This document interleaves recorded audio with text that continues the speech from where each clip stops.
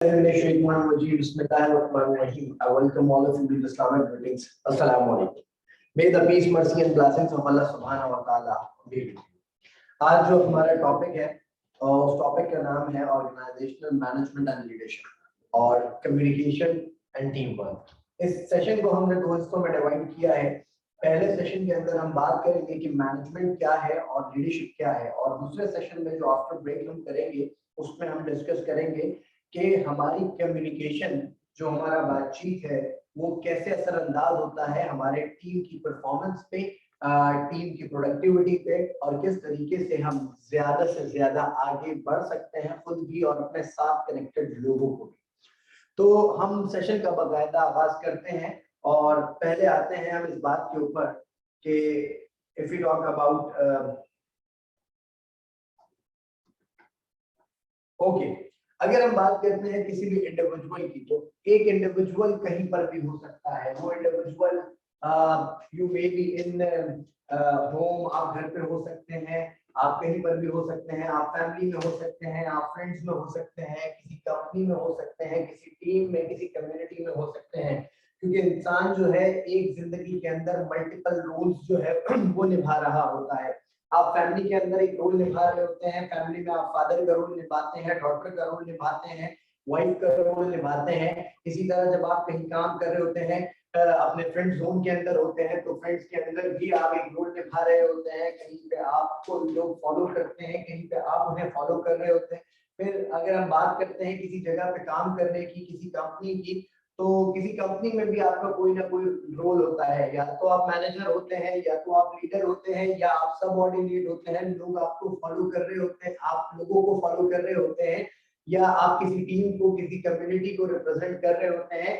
In short अगर बात की जाए तो हम में से हर आदमी कहीं ना कहीं पे कोई ना कोई रोल निभा रहा है।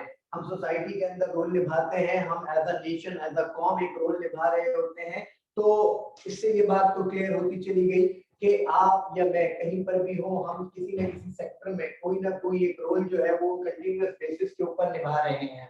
और इन सब रोलों को इफेक्टिवली निभाने के लिए जिस चीज का हमारे अंदर होना, in these all group of people one thing is common. इन तमाम चीजों के अंदर, चाहे आप फैमिली में हो, चाहे आप फ्रेंड्स में हो, चाहे आप दोस्तों में हो, चाहे आप किसी सोसाइटी में, किसी कम्युनिटी में कहीं पर भी हैं, आपकी मौजूदगी, आपकी प्रेजेंस कहीं पर भी है, उस सब चीज के अंदर एक चीज कॉमन है, और वो कॉमन चीज जो है, वो कॉमन फिनोमेना जो है वो है पीपल, लोग। You have to deal with the people. वो पीपल कोई भी हो सकते हैं, वो पीपल आपके फ्रेंड्स हो सकते हैं, वो पीपल आपके कोलीग्स हो सकते हैं, वो पीपल आपके बॉसेस हो सकते हैं, वो लोग जो हैं कोई भी हो सकते हैं, किसी भी रेस से, किसी भी सेक्ट से उनका ताल्लुक हो सकता है, and you have to deal with them. और एक ऑर्डिनरी आदमी, मेरा मानना ये रहा है कि an ordinary person can not run another ordinary person. एक ordinary boss ordinary number of employees को रन नहीं कर सकता। एक ऑर्डिनरी मैनेजर ऑर्डिनरी सबऑर्डिनेट को डील नहीं कर सकता। एक ऑर्डिनरी फादर ऑर्डिनरी बच्चों को, ऑर्डिनरी फैमिली को डील नहीं कर सकता। और हम सब लोगों को अपना एक रोल इफेक्टिवली निभाना है। ये पीपल कौन कौन हो सकते हैं, यहाँ पे मैं पहले ही डिस्कस कर चुका हूं। वो पीपल में बहुत सारे लोग हो सकते हैं। वो पीपल हो सकते हैं आपके फैमिली वाले हों, वो पीपल हो सकता है कि आपके फ्रेंड्स हों, आपके कोलीग्स हों, आपके बॉसेस हों, आपके सीनियर्स हों, या आपके सबऑर्डिनेट्स हों। वो लोग कोई भी हो सकते हैं। अगर पीपल हैव, अब लोगों के साथ अगर हम बात करते हैं तो पीपल के साथ, लोगों के साथ कुछ प्रॉब्लम्स हैं, बिकॉज आपका एम अलग है, आपका टारगेट अलग है, आपकी विश अलग है, और ये जो आपके साथ लोग कनेक्टेड हैं इनका एम्बिशियस अलग है। ये लोगों, इनका जो एक एम है लाइफ को लेकर, ये कुछ और है, और आपका एम कुछ और है। इसी तरीके से ये लोगों के साथ जो दूसरा मसला है, वो उनकी इंस्पिरेशन और है, उनके ड्रीम्स और हैं, उनके टारगेट्स और हैं। उनका कोई, आपका ड्रीम कुछ भी है, आपका ड्रीम आगे बढ़ना है, किसी आदमी का जो आपकी टीम में मौजूद है, या आपके फ्रेंड सर्कल में, या आपकी फैमिली में मौजूद है, मे बी उसका टारगेट जो है ऐसा ना हो। तो इन सब लोगों के जो ड्रीम्स हैं, उन सब की चीजों की, उनकी डिजायर्स बहुत मुख्तलिफ हो सकती हैं। जो आपके साथ कनेक्टेड लोग हैं उनकी डिजायर्स मुख्तलिफ हैं, आपकी डिजायर मुख्तलिफ है। किसी भी काम को लेके, किसी भी चीज को लेके आप बहुत डिटर्मिनेशन के साथ काम करना चाहते हैं, लेकिन आपके साथ के जो लोग हैं they are not too much determinant, उनके पास, या आपकी डिजायर इतनी बड़ी है कि आपके पास करेज बहुत है, लेकिन जो आपके साथ लोग हैं उनके पास करेज यानी कि हिम्मत की कमी हो सकती है, और बहुत सारे ऐसे प्रॉब्लम्स, ऐसे मसले आ सकते हैं जब हम बात करते हैं गोल्स की, विशेस की, ऑब्जेक्टिव्स की। तो अब मसला ये आता है, बीइंग अ मैनेजर और बीइंग अ लीडर और being a leading on the leading position, we have to deal with the different people with the different aims, different objective, different goals, different targets, different desires। इन सब लोगों के साथ, एक तो मुख्तलिफ लोगों से डील करना अपनी जगह एक चैलेंजिंग काम है, दूसरे साथ उसके साथ ही साथ उन लोगों के डिफरेंट एम्स के साथ काम करना एक और मजीद बड़ा चैलेंज बन जाता है किसी भी इंसान के लिए। ये जो ऑर्गेनाइजेशनल लीडरशिप या ऑर्गेनाइजेशनल मैनेजमेंट की बात हम करते हैं, that is the most important thing we have to learn about it, because whenever we learn how to effectively manage the people and the things around us, we will be the on the leading position। एक इंसान जिंदगी में कभी मार नहीं खाता, उसके पास दो स्किल का होना जरूरी है। whenever a person have a communication skills and the people skill, आप दुनिया में जितना आगे बढ़ना चाहते हैं, दुनिया में जितने लोगों ने तारीख रकम की, जितने भी लोग टॉप नॉच लेवल के लोग बने, उन सबके साथ सबसे बड़े जो क्वालिटी थी, they all are the good communicator and they all are the good leaders. उनके पास पीपल को मैनेज करने की, लोगों को मैनेज करने की, लोगों को अपने हिसाब से ढालकर चलाने की ये एबिलिटी मौजूद थी। And when it comes to the next, but these people may be, अब ये लोगों के साथ प्रॉब्लम क्या है कि लोग ऐसा क्यों हैं। मिसाल के तौर पे आप एक कंपनी में हैं, आप एक टीम में मौजूद हैं, आप लोगों के साथ काम कर रहे हैं, आप टीम को पुश करते हैं कि आगे बढ़ना है, ये काम करना है, ऐसे करना है, but the team you have, आपके पास 5 लोगों का जो टीम है, वो टीम इतना कैपेबल नहीं है कि वो ये सब करने के लिए तैयार हो जाए। तो पीपल, लोगों के साथ मसला क्या है, वो लोग करते क्यों नहीं है, कर क्यों नहीं रहे। पहला जो प्रॉब्लम मैंने फाइंड आउट किया है, दैट इज कि वो जो लोग हैं वो डरे हुए हैं। लोग डरे हुए हैं, लोगों के साथ एक डर मौजूद है, एक अननोन सा फियर मौजूद है, क्योंकि ये फियर हमारे साथ रहता है और फियर के लिए किसी चीज का होना जरूरी नहीं है। ये जो अननोन फियर है, लोग इस वजह से डरे हुए हैं।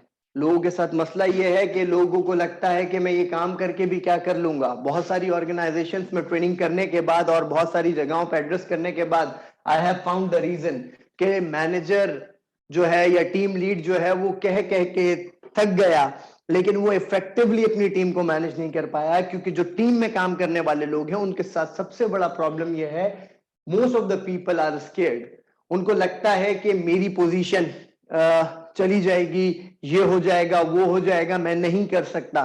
तो उनको इस स्केर्सिटी से निकालना है, इस डर खौफ से निकालना है। और इसके बाद आता है दे मे बी क्लूलेस। बहुत सारे लोग वो हैं जिनके पास कोई क्लू ही नहीं है। हमने यहाँ पे बात की कि उनको आप, वो आते हैं, बस काम करते हैं, मंडे आते हैं, सैटरडे तक काम करते हैं और काम करके चले जाते हैं। They don't have any clue about their self and there futures. उनको अपने पास अपनी जिंदगी को लेके कोई क्लू ही नहीं है। वो कहते हैं ओके 9 to 5 का नौकरी चल रहा है, सुबह आना है, शाम तक काम करना है और ऐसे चले जाना है, that's all. But the problem is that अगर एक इंडिविजुअल ग्रो नहीं करता तो ये याद रखिएगा, ऑर्गेनाइजेशन किसी की रुकने से रुकती नहीं है। हमें समटाइम ऐसा लगता है, ये जो क्लूलेस लोग होते हैं, इनको समटाइम्स ऐसा लगता है कि अगर इस ऑर्गेनाइजेशन से निकल के मैं चला गया तो ऑर्गेनाइजेशन जो है वो डाउन हो जाएगी, उसकी ग्रोथ नहीं होगी, वो सर्वाइवल मूड पे आ जाएगी। तो ये याद रखिएगा, एक इंडिविजुअल मर जाता है, इदारे नहीं मरते। अगर हम बात करते हैं बड़े बड़े इदारों की, तो बहुत सारे इदारे कायम हैं। इस हॉस्पिटल की मैं बात करूं तो यहाँ पे जब से ये हॉस्पिटल बना और आज तक बहुत सारे एम्प्लॉइज आए, बहुत सारे बहुत टॉप नोच लेवल की पोजीशंस पे आए, आके अपना काम करके, अपना हिस्सा डाल के, अपना कंट्रीब्यूशन करके इस दुनिया से भी चले गए। लेकिन इदारा आज भी कायम है और आज जो लोग इधर काम कर रहे हैं, कल वो भी रिप्लेस हो जाएंगे, फिर उसकी जगह दूसरे लोग आ जाएंगे।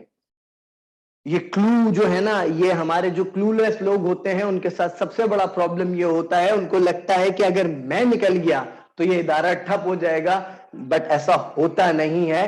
तो जिनके पास क्लू नहीं है उनको क्लू देना है। फिर डायरेक्शनलेस भी वही बात आ जाती है कि दे मे बी डायरेक्शनलेस। फिर कुछ लोग होते हैं जो इग्नोर्ड किया जाता है, जिनको, अब ये इग्नोरेंस बड़ा इंपॉर्टेंट फैक्टर है हम सबकी जिंदगी के अंदर। लोगों को इग्नोर किया क्यों जाता है? समटाइम्स होता यह है कि जो लीडिंग पोजीशन पे होता है वो नीचे वाला जो सबऑर्डिनेट है उसकी कैपेसिटी को और उसकी कैपेबिलिटी को नहीं समझ पा रहा होता, and that is the reason वो उसको इग्नोर करने लग जाता है।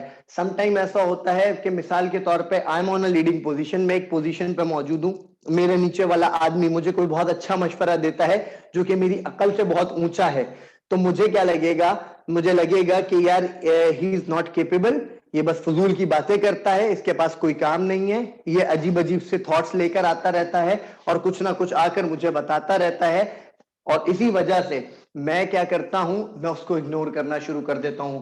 तो यहां पर सिर्फ टीम वाले, नीचे वाले जो लोग हैं उनका फॉल्ट नहीं है, फॉल्ट ऊपर भी है, फॉल्ट नीचे भी है। हमें यह भी देखना है, if I am on any position, any designation I have, अल्लाह ताला ने अगर मुझे कोई मनसब, कोई मुकाम अता फरमाया है, तो उस मुकाम के साथ हो सकता है मुझसे नीचे वाला आकर मुझे बहुत कुछ सिखा दे, क्योंकि learning is a life long process. इंसान बड़ों से भी सीखता है और छोटों से भी सीखता है। ये जो इग्नोर्ड लोग होते हैं इनके साथ सबसे बड़ा जो प्रॉब्लम आता है वो यही प्रॉब्लम आता है कि इनको ऊपर वाले वैल्यू नहीं देते। ऊपर वालों को लगता है कि इनके आइडियाज जो हैं वो यूजलेस हैं और इस वजह से वो एक किसी भी इंडिविजुअल को वैल्यू नहीं दे रहे होते। मे भी हो सकता है कि jealousy, jealousy is a factor, जहां पे जो आपके साथ लोग हैं कनेक्टेड हैं, या तो आप उनसे जेलस होते हैं या वो आपसे जेलस होते हैं। ये सबसे बड़ा सवाल है। हम जेलेसी इज अ फैक्टर जहां पर इंसान को किसी चीज की, किसी रीजन की जरूरत नहीं होती है। जलन और हसद कैसे भी करके किसी भी इंसान की जिंदगी में कभी भी कैसे भी आ सकता है। तो एक एक्टिविटी करते हैं, यू ऑल आर कनेक्टेड। मैं सिर्फ इतना जानना चाहूंगा कि if you can type rapidly, तो आप सिर्फ इतना टाइप करके बता दीजिएगा कि आपकी करियर के अंदर या whenever you wherever you are, आपको कभी ऐसा फील हुआ कि लोग आपसे जलते हैं? सिर्फ यस और नो में मुझे जल्दी से जरा बताइएगा, तो फिर इस बात को आगे कंटिन्यू करना मेरे लिए थोड़ा सा इजी हो जाएगा।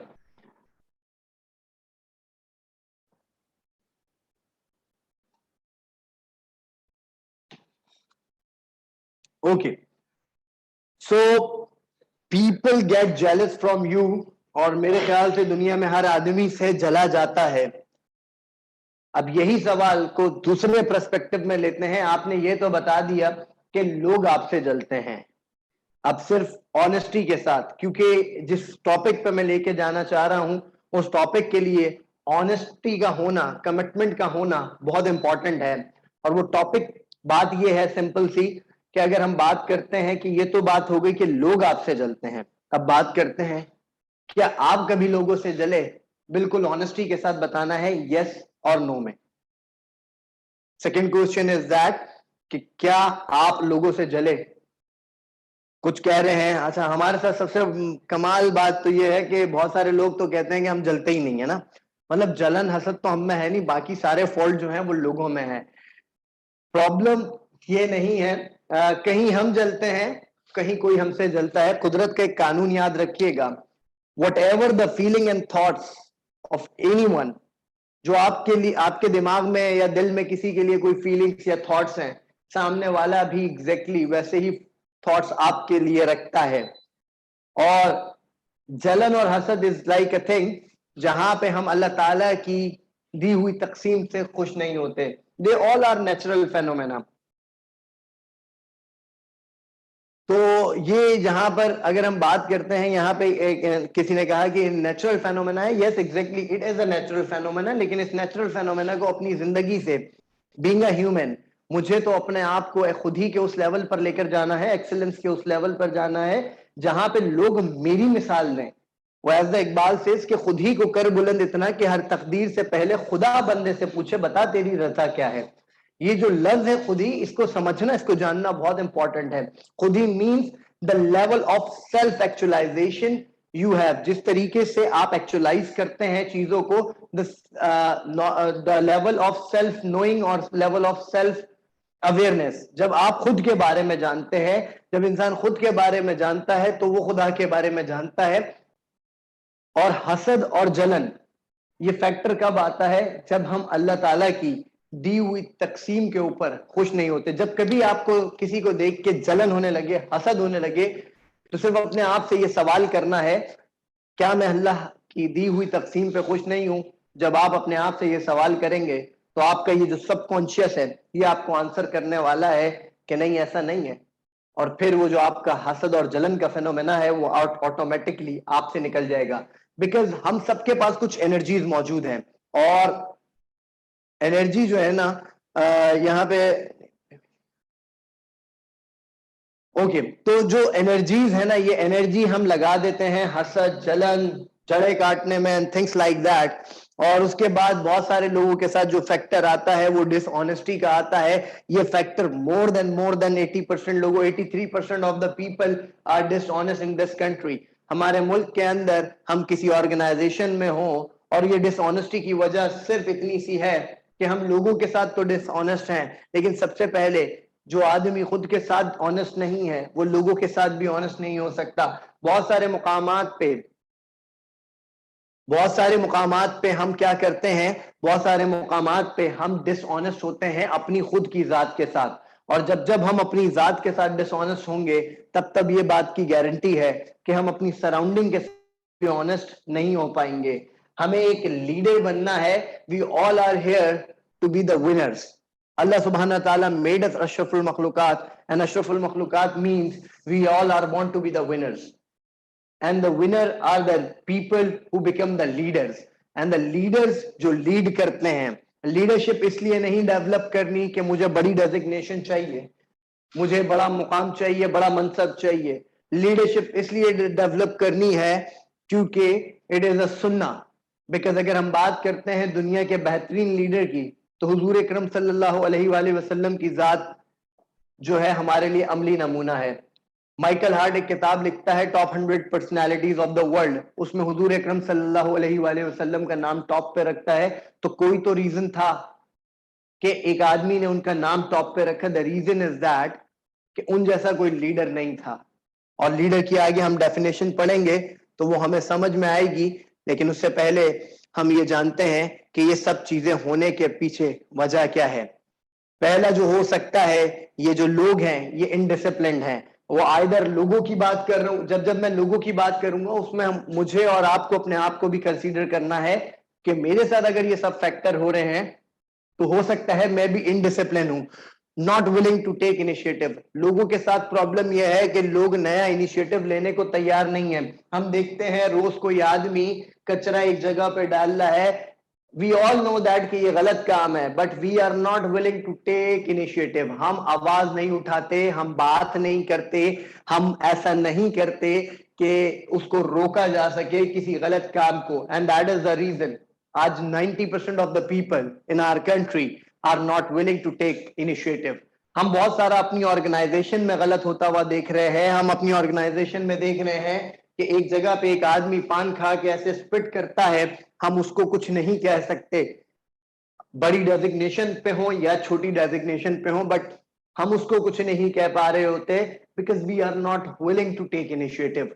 अगर हम भीड़ के लोग बन गए, हम क्राउड के लोग बन गए, तो हमारे लिए मामला बहुत खराब होता चला जाएगा। बिकॉज भीड़ के अंदर तो लोग जा ही रहे हैं और कंटिन्यूस बेसिस पे आगे बढ़ रहे हैं, तो ये जो हमारे साथ लोग कनेक्टेड हैं ये लोग विलिंग ही नहीं होते कोई इनिशिएटिव लेने के लिए।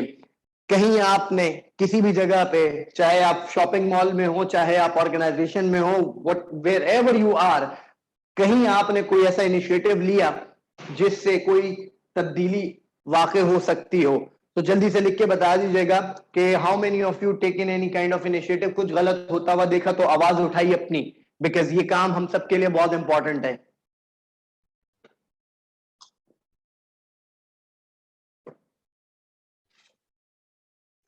ओके, सो बात ये है कि हम लोग जो है वो होते नहीं है, रिस्क लेने को, इनिशिएटिव लेने को तैयार नहीं होते।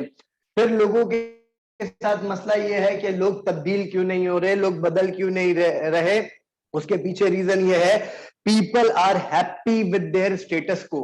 बड़ा टारगेट अचीव करना उनके लिए पॉसिबल नहीं है जो अपनी स्टेटस को के साथ खुश रहते हैं। स्टेटस को कहते हैं उन लोगों को जो कहते हैं कि जो चल रहा है, जैसा चल रहा है चलने दो। वो सुबह उठते हैं, खाते हैं, घर जाते हैं, सोते हैं, फिर उठते हैं, फिर खाते हैं, फिर आते हैं, और फिर इस तरह उनका रोज दिन तमाम होता है, दिन महीना महीना सालों में, और ऐसे उनकी जिंदगी गुजर जाती है। और एक वक्त वो आ जाता है कि वो बुढ़ापे में पहुंच जाते हैं और कब्र के अंदर उतर जाते हैं, लेकिन वो अपनी स्टेटस को के साथ ही हैप्पी रहते हैं।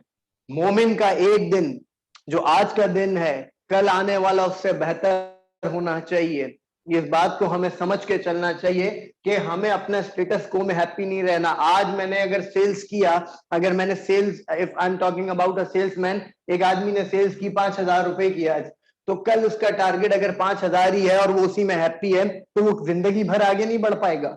उसको अपने टारगेट को बढ़ाना है। 5,000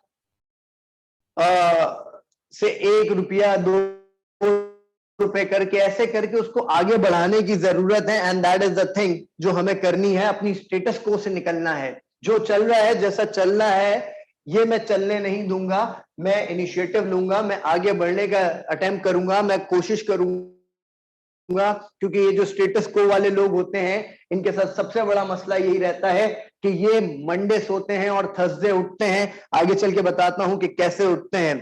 दे लैक ऑफ, और ये सब क्यों हो रहा है? ये इन तमाम चीजों की वजूहात से होता है कि हमें बचपन से, जहां पे भी हमने स्कूलिंग की, जहां पे भी हमने कॉलेज गए, हमें बहुत कुछ पढ़ा दिया गया बहुत सारी चीजों के बारे में, लेकिन हमें नहीं बताया कॉन्फिडेंस को अपने अंदर डेवलप करने की जरूरत है। इस वक्त जो लोग भी इनिशिएटिव नहीं ले रहे, अपना स्टेटस को के साथ हैप्पी हैं और नए नए वेंचर्स में नहीं पार्टिसिपेट कर रहे, किसी चीज पे आवाज नहीं उठा रहे, उनके साथ जो सबसे बड़ा प्रॉब्लम है, they may be lack of self confidence and self belief. उनको खुद पे यकीन ही नहीं है। कॉन्फिडेंस कॉन्फिडेंस हमने बहुत सुना है जिंदगी में। जरा कॉन्फिडेंस को समझने की जरूरत है कि what the confidence is. Confidence के बारे में कहा जाता है, confidence is an eternal ability. ये एक एटीट्यूड का नाम नहीं है। Confidence is not an attitude. Attitude होगा तो जब सब कुछ अच्छा चल रहा होगा तो सब कुछ सेट रहेगा, लेकिन अगर सब कुछ अच्छा नहीं चल रहा होगा तो क्या होगा? ये कॉन्फिडेंस शेक कर जाएगा। कॉन्फिडेंस क्या है, इसको समझ लीजिएगा। कहते हैं कि confidence is an eternal ability. Eternal का मतलब होता है एबिलिटी ऑफ लाइफ टाइम, जिंदगी भर का एबिलिटी है। Confidence is an eternal ability which remain you काम, composed and directed whenever you face the difficulties and the challenges of your life. Confidence वो एबिलिटी है, लाइफ टाइम का वो ability है जो आपको काम रखता है, डायरेक्टेड रखता है। जब आप अपने जिंदगी के प्रॉब्लम्स, हर्डल्स को फेस करते हैं, और ये प्रॉब्लम्स और हर्डल्स हर आदमी की जिंदगी में आते हैं, हर आदमी के साथ ये मामला आता है कि वो ही प्रॉब्लम्स देखता है, ऑब्स्टिकल्स देखता है।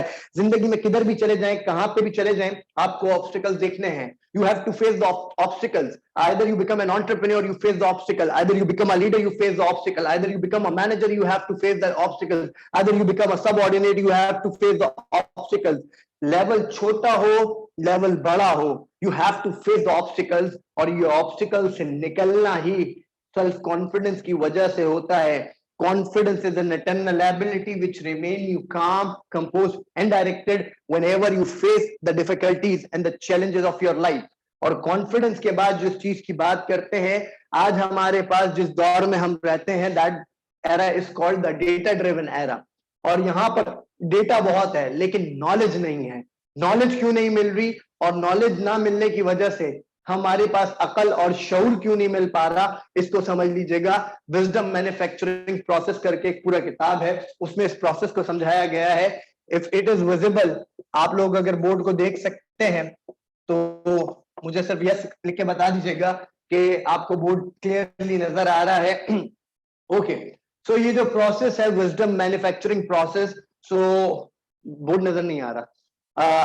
ओके, सो अब राइट नाउ आप लोगों को बोर्ड इजीली नजर आ रहा है? ओके, तो जिस प्रोसेस की मैं बात कर रहा हूं, इस प्रोसेस को कहते हैं DIKW। प्रोसेस का नाम है विजडम मैन्युफैक्चरिंग प्रोसेस। और ये अकल और शऊर, थोड़ा सा ओके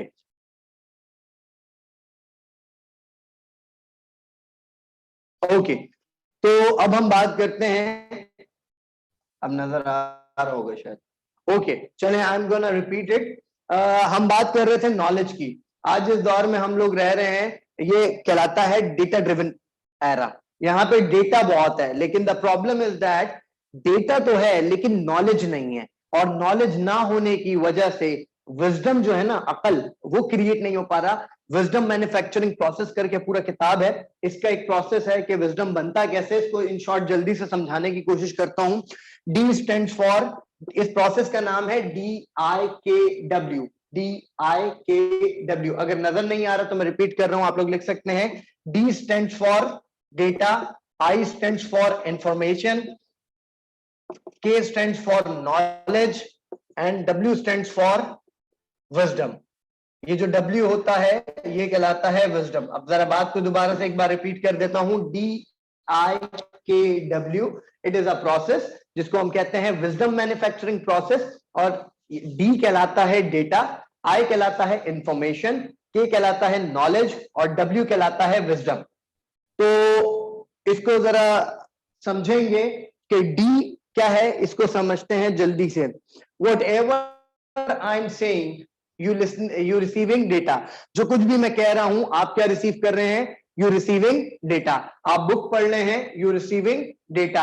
आप मूवी देख रहे हैं, यू रिसीविंग डेटा। आप किसी से बात कर रहे हैं, you receiving data.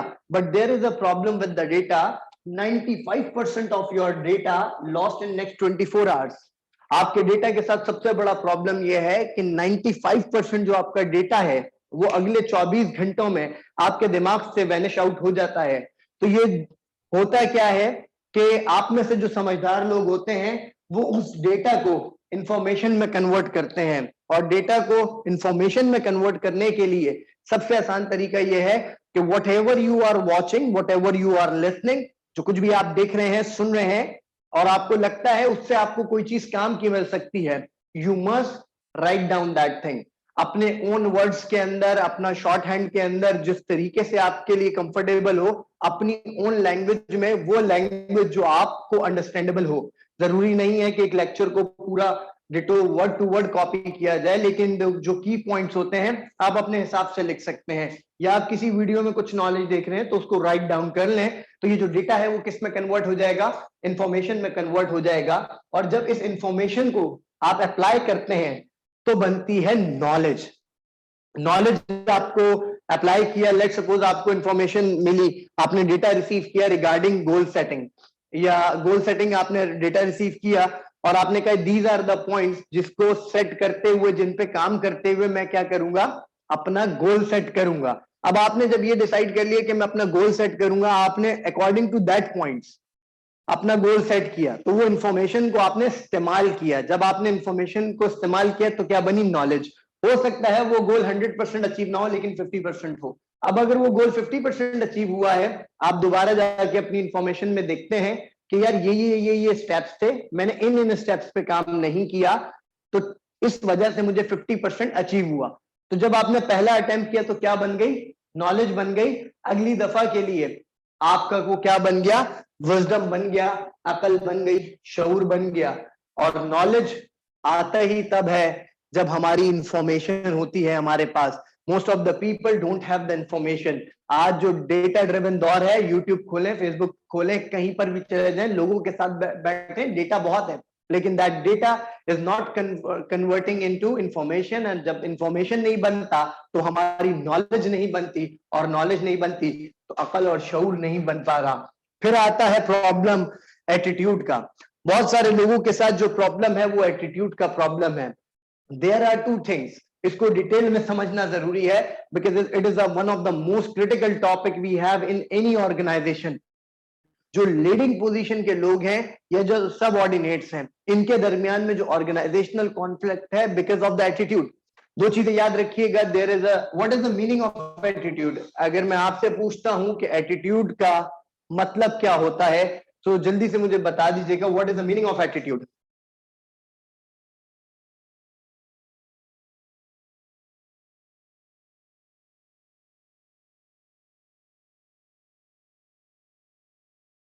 If I talk about the meaning of attitude, मेरे ख्याल से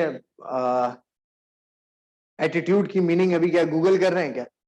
ओके, चले जल्दी से बात करता हूं। एटीट्यूड का मतलब होता है रवैया, और लफ्ज है बिहेवियर, उसका मतलब भी होता है रवैया। आज जब हम अपना एटीट्यूड ठीक करेंगे ना, तो हमारा बिहेवियर ऑटोमेटिकली ठीक हो जाएगा। लफ्ज के जो अगर तर्जुमा देखें, दोनों लिहाज से एक ही है। एटीट्यूड का मतलब भी रवैया है, और एटीट्यूड का मतलब भी रवैया है, और बिहेवियर का मतलब भी रवैया है। अब ये समझिएगा एटीट्यूड क्या है और बिहेवियर क्या है।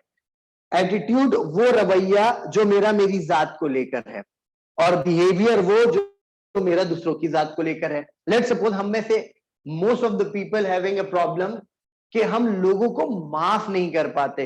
मतलब हम माफ कर देते हैं, लोग हमें माफ नहीं कर पाते, या हम माफ नहीं कर पाते। बट वी ऑल एक्सपेक्ट, हमसे मैं अपनी बात करूं कि मुझसे अगर कोई गलती हो जाए, तो मैं ये चाहूंगा जो मेरा सामने वाला है वो मेरी बात सुने और जल्दी से मुझे माफ करे और बात को खत्म कर दे। ये मेरा क्या हो गया, ये मेरा एटीट्यूड हो गया कि यार ये मेरी जात तक था। लेकिन अब इसी के बरक्स लेते हैं बिहेवियर। लेट्स सपोज सामने वाले ने कोई गलती की, और अब वो मुझसे एक्सक्यूज कर रहा है उस गलती का कि यार ये हो गया, काइंडली इस मसले को खत्म करो। वहां क्या आता है, वहां बिहेवियर आता है। हमारे साथ कॉल और फेल के अंदर तेजाद है। जो चीज मैं अपने लिए चाहूंगा कि कोई मुझे फौरन माफ कर दे, वही चीज मुझे दूसरे के लिए भी रखनी है। अगर किसी से कोई गलती हो जाए तो मुझे भी फौरन माफ करना चाहिए। ये आ गया हमारा कॉल और फेल का तेजाद, जिसकी वजह से ना तो हमारा एटीट्यूड ठीक हो पा रहा है, ना हमारा बिहेवियर ठीक हो पा रहा है। और यही रीजन है आज घरों के अंदर कॉन्फ्लिक्ट्स हैं, आज कंपनीज के अंदर कॉन्फ्लिक्ट्स हैं, आज फ्रेंड्स के अंदर कॉन्फ्लिक्ट्स हैं। बिकॉज जो एक्सपेक्ट मैं अपनी जात के लिए करता हूं, वही काम मुझे दूसरों के लिए प्रैक्टिकली करके दिखाना पड़ेगा। मेरा एटीट्यूड तो दुरुस्त हो जाएगा, और मेरा रवैया, मेरा जो बिहेवियर है वो भी ऑटोमेटिकली दुरुस्त हो जाएगा। यहां पर मुझे प्रैक्टिकली करके दिखाना बहुत इंपॉर्टेंट है। एंड आगे बढ़ते हैं, and that is called the skills. Skill it is very important. जो भी आपका फील्ड है, अभी right now you are from the infection control, तो अभी आपकी स्किल है कि आपने किसी भी इन्फेक्शन के बारे में आपको नॉलेज मिलना और उसकी प्रिवेंटेशन पे आपने काम करना। That is the most important and की फैक्टर इन योर करियर। वैसे अगर हम बात करें तो स्किल सेट जो है ना, वो हमें जमा करना है। और स्किल जितनी ज्यादा इंसान के पास होती हैं, जितनी मल्टीपल स्किल्स होती हैं, वो आदमी ज्यादा ग्रो कर पाता है। Let's suppose if I have the skill कि I am good at speaking, तो मुझे अभी मैनेजमेंट स्किल्स पे भी काम करना है। आपने ये सोचना है कि अगर मैं बोलने में अच्छा हूं तो मुझे मैनेजमेंट स्किल्स पे भी काम करना है। ये जो पीपीटी और ये इंटरनेट वगैरह कुछ टेक्निकल स्किल्स भी थोड़ी बहुत मुझे लेनी है, बिकॉज ये जो अब दौर आने वाला है, इसमें if you have the multiple skills then you will go towards wherever you want to go. Otherwise होने ये वाला है कि लोग बहुत हैं और आपसे बेहतर और आपसे ज्यादा स्किलफुल लोग बहुत हैं, तो पीपल विल हायर देम और पीपल विल फायर यू। वही लोग आपको उनको हायर करेंगे और आपको फायर करेंगे। तो if you not gonna fire from anyone, अगर कहीं से आप फायर नहीं होना चाहते, तो कंटिन्यूस बेसिस पे you have to upgrade yourself. Let's suppose अगर आपके पास एक मकान है और आप चाहते हैं, if you want to raise the value of that house, आप चाहते हैं उस घर की वैल्यू बढ़ जाए। मिसाल के तौर पे वो जो घर है उसकी कीमत 1 करोड़ रुपए है, एंड यू ऑल वांट कि वो 1 करोड़ का घर 1.5 करोड़ का बिक जाए। तो आप क्या करेंगे, आप उसके अंदर उसकी रेनोवेशन कराएंगे, उस पे 1-2 फ्लोर और बनवाएंगे ताकि उसकी वैल्यू बढ़ सके। सेम एग्जैक्टली हमारी पर्सनैलिटी भी है, हमारी खुद की जात भी है। जितनी ज्यादा स्किल्स आप अपने अंदर ऐड करेंगे, जितना आप अपने आप को अपग्रेड करेंगे, उतनी ज्यादा आपकी कद्र कीमत होने वाली है, उतनी ज्यादा आपकी वैल्यू क्रिएट होने वाली है। And you have to work on that thing. Skills को जमा करना बहुत इंपॉर्टेंट है। फिर हम बात करते हैं habits. If you really want to get succeed, मैंने ऑलमोस्ट 30,000 प्लस यंगस्टर्स, कॉर्पोरेट्स और टीचर्स को ट्रेन किया, और उस सब की जर्नी में I am founding the reason कि what is the secret of success. जो कामयाबी का सबसे बड़ा फैक्टर है, जो हर सक्सेसफुल आदमी को पता है और वो अनसक्सेसफुल लोगों को नहीं पता, वो फैक्टर है क्या? तो मैं एक डिस्कवरी की, मैंने एक बुक्स पढ़ी, लोगों से मिला और मैं एक नतीजे पे पहुंचा, और वो नतीजा बड़ा सिंपल सा था। The common denominator of success is very simple.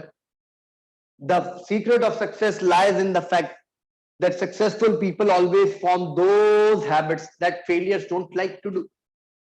कामयाब लोग हर वो काम करने की आदत डालते हैं जो एवरेज और नाकाम लोगों को करना अच्छा नहीं लगता. आपकी कामयाबी का सबसे बड़ा एक फैक्टर है, तो वो है आपकी आदतें.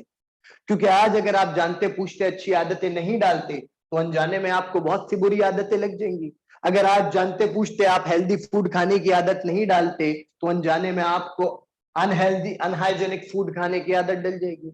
अगर आज जानते पूछते early to bed early to rise की आदत नहीं डालते, तो अनजाने में आपको लेट नाइट जागने की और सुबह देर से उठने की आदत डल जाएगी. अगर आज आप अपने बेड से उठकर हरी अप जल्दी जल्दी में काम करने की आदत नहीं डालते, तो अनजाने में आपको सुस्ती प्रोकास्टिनेशन की आदत डल जाएगी. Everything is your habit and your future depends on the habits you have. जैसी आदतें होंगी वैसा फ्यूचर हो जाएगा. और ये आदत बनती कैसे है, इसको समझना बहुत इंपॉर्टेंट है. हम कहते हैं थॉट प्लस एक्शन. आपने सोचा, आपने अमल किया. Thought plus action makes your habit. आपने सोचा आपको झूठ नहीं बोलना, आपने नहीं बोला, इट बिकम्स योर हैबिट. आपने सोचा आपने जल्दी उठना है, आप जल्दी उठे, इट बिकम्स योर हैबिट. आपने सोचा ये काम करना है और वो काम किया. सोचने के बाद जब अमल किया तो आदत बनेगी. आपको खुद भी नहीं पता चलेगा, सबकॉन्शियसली लाशऊरी तौर पे वो आपकी आदत बन जाएगी. और जो आपकी आदत है वो आपका किरदार बनाती है. Your habit makes your character and your character leads you towards your destination. और आपका किरदार ही है जो आपको आपकी मंजिल पर लेकर जाता है और वहां तक रखता है. फिर हम बात करते हैं स्ट्रेटजीज की. हमारे पास लैक ऑफ स्ट्रेटजीज है. हमारे पास स्ट्रेटजीज नहीं है कि किस तरीके से अपना काम करवाया जाए, किस तरीके से लोगों को मोटिवेट किया जाए, किस तरीके से पुश किया जाए लोगों को कि वो ज्यादा से ज्यादा काम कर सकें and the things like that. तो यहाँ पे जो सबसे बड़ा प्रॉब्लम आता है, we don't have the strategies.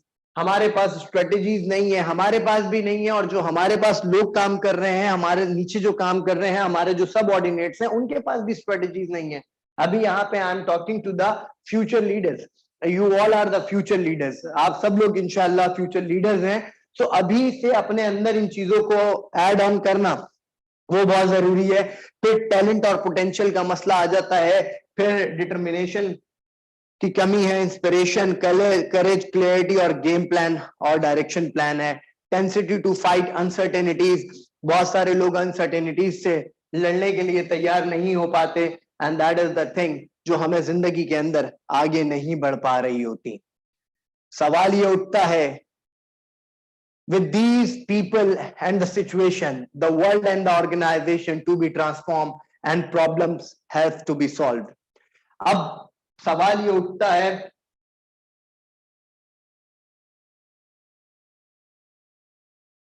okay, I have a question ke what is the difference between character and behavior. After this I am going to complete it. थोड़ा सा इसको एक्सप्लेन कर देता हूं कि करेक्टर में और इसमें डिफरेंस क्या है बिहेवियर में. बिहेवियर वो है जो आपका लोगों के साथ है ना. किरदार वो है जो आपका परमानेंट है. बिहेवियर और एटीट्यूड जो है ना, ये चेंज होता रहता है. जब एटीट्यूड बदलता है तो आपकी पर्सनालिटी के अंदर चेंज आता है. एटीट्यूड, बिहेवियर और करेक्टर तीनों सिमिलर सी चीजें हैं, जरा समझिएगा. एटीट्यूड, मैंने गलती की, मैं चाहूंगा सामने वाला मुझे माफ कर दे, दैट इज माय एटीट्यूड. सामने वाले ने गलती की और मैं उसको माफ नहीं करता या उसको जल्दी माफ कर देता हूं, ये बिहेवियर हो गया. और जो बिहेवियर होता है फिर वही मेरी कैरेक्टर का, किरदार का हिस्सा बन जाता है. मैं जब परमानेंटली एक ही बिहेवियर बार बार रिपीटेडली करूंगा, बार बार करता रहूंगा एक ही बिहेवियर के, किसी ने गलती की मैंने फौरन माफ किया, किसी ने गलती की मैंने माफ किया, किसी ने गलती की मैंने माफ किया, तो ये मेरी फिर पर्सनैलिटी का हिस्सा बन के मेरा किरदार बन जाएगा कि जब कोई भी गलती करेगा मैं उसको माफ करूंगा. दैट इज कॉल्ड किरदार. तो बिहेवियर और किरदार में जो डिफरेंस है वो ये है, किरदार परमानेंट हो, रिपीटेडली करते रहे तो वो किरदार है, और अगर कभी कभार किया तो वो बिहेवियर है। तो उम्मीद है ये सवाल का जवाब होगा। अब हम बात करते हैं, with these people and the situation the world and the organization has to be transformed and the problems have to be solved. इन्हीं तरह के लोगों के साथ हमने काम करना है।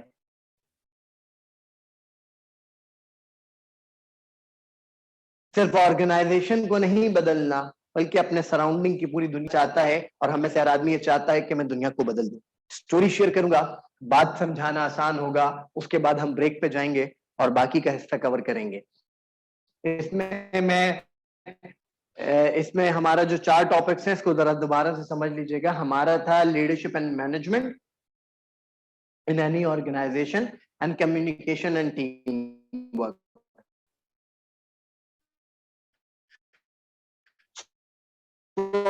I'm going to cover all these 4 topics in the one presentation। अभी हम सिर्फ हमें या हमारे लीडर पे बात होगी और डिफाइन करेंगे। एक सो हम में से हर आदमी दुनिया को बदलना चाहता है, दुनिया को चेंज करना चाहता है। I have remember the story. एक बहुत बड़ा बिजनेसमैन होता है और वो बिजनेसमैन अपने बिजनेस ट्रिप से वापस आता है और आकर न्यूज़पेपर पढ़ रहा होता है। 2 घंटे के बाद उसका फ्लाइट होता है और वो बिजनेसमैन का जो 6 साल का बेटा है वो उसके पास आता है और उसके नी पे से नॉक करता है और कहता है, अब्बा प्ले विद मी। उसके अब्बा कहते हैं, don't you know I am a busy man, अभी 2 घंटे में मेरी फ्लाइट है, मेरे बच्चे तुम्हें इतने महंगे महंगे टॉयज लेकर दिए हैं, why don't you play with them. बोलता है, अब्बा I have to play with you. बोलता है, अब्बा मुझे आप ही के साथ खेलना है। तो बाप अखबार पढ़ रहा होता है, तो उस पे एक ट्रैवल एजेंसी ने एक ऐड दिया हुआ होता है जिसपे वर्ल्ड मैप बना हुआ होता है। तो बाप क्या करता है, उस अखबार के पेपर को टीयर करता है और उसके छोटे छोटे से पीसेस करके ऐसे फ्लोर पे स्कैटर्ड कर देता है और कहता है अपने बेटे को, कहता है, बेटा this is your jigsaw puzzle, whenever you assemble this then I will play with you, फिर मैं तुम्हारे साथ खेलूंगा। बच्चा कहता है ठीक है। ठीक 5 मिनट के बाद बच्चा अगेन उसके घुटने पे नॉक करता है और कहता है कि अब्बा आई हैव। तो अब्बा देखते हैं और बड़ा हैरान हो जाते हैं, कहते हैं, बेटा तुम 6 साल के हो, मैं पूरी दुनिया घूमता हूं, लेकिन मुझे आज तक ये नहीं पता वर्ल्ड मैप में ऑस्ट्रिया कहाँ है, अमेरिका कहाँ है, कनाडा कहाँ है। तुम 6 साल के बच्चे जो अभी स्कूल भी सही तरह जाना शुरू नहीं हुए, तुम्हें ये सब कुछ कैसे पता चल गया। तो वो बच्चा जो बात कहता है वो बहुत खूबसूरत बात कहता है। वो कहता है कि अब्बा जब आप इस पेपर को टीयर कर रहे थे, मुझे ये तो नहीं पता अमेरिका कहाँ है, ऑस्ट्रिया कहाँ है, कनाडा कहाँ है, लेकिन मुझे उसके जब आप इसको टीयर कर रहे थे तो उसके पीछे एक आदमी का मुंह बना हुआ था, और मैं ये जानता हूं कि ना सिर्फ बंदा ठीक कर दिया, दुनिया ऑटोमेटिकली ठीक हो गई। So if we want to change the world, if we want to change the organizational culture, if we want to change the things, we must change ourselves. और जब हम सेल्फ को चेंज करेंगे तो हम लीडर बनेंगे, और लीडर की डेफिनेशन और बाकी की चीजें we will have after the break. इसमें कोई क्वेश्चन है तो यू मस्ट आस्क, ताकि मैं उसको वाइंड अप करके फिर हम ब्रेक पे जाएं और ब्रेक के बाद आके उसको दोबारा से कंटिन्यू करें।